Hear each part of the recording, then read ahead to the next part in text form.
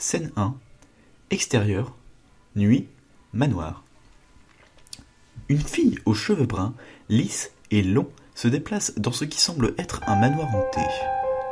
À l'entrée de ce manoir se trouvaient des tombes, comme si on arrivait au bord d'un cimetière. L'atmosphère était calme, il faisait froid, et cette fille voulait vraiment savoir pourquoi ce manoir était réputé pour être hanté. J'ai déjà entendu parler de ce manoir, mais pourquoi est-il hanté? J'espère que je trouverai la réponse à cette question. La fille avance dans ce qui semble être la porte du manoir. Elle l'ouvre, elle entre, et elle laisse la porte ouverte. Scène 2. Intérieur, nuit, manoir. Bonjour, il y a quelqu'un?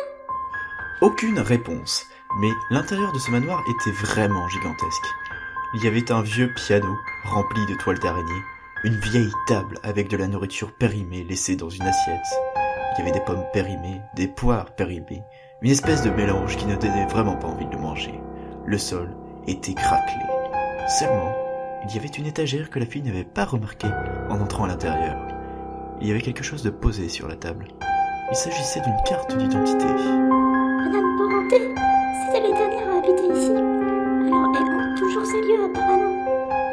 La fille prit la carte d'identité dans son sac sans réfléchir aux conséquences. Elle décida d'aller visiter le premier étage en prenant l'escalier. Malgré le son du bois très perturbant, elle réussit quand même à traverser. Elle regarde alors un portrait d'une dame. Il s'agissait de Madame Parenté, assise sur une chaise, avec un léger petit sourire timide. Tiens, mais qui a donc fait ce tableau? C'est très joli. Signé par Oseré.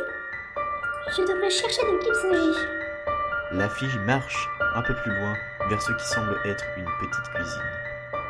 Des plats sont apposés sur ce qui semble être une table de cuisson. Des nouilles étaient encore posées sur une casserole, encore sec et collant. Si j'habitais ici, j'aurais peut-être tenté de faire des pâtes. Mais bon, c'est un lieu hanté, alors je ne préfère pas. Elle regarde alors derrière elle et aperçoit une peluche d'un ours gigantesque. Le sourire de cette peluche, lié à la sombre ambiance de cette pièce, le rendait particulièrement inquiétant. Mais sur une étagère était posée une photo de Madame Parenté et de sa famille. Elle avait un mari, 2 enfants, et il y avait un autre homme, sans doute Monsieur Oseré. Une photo de famille?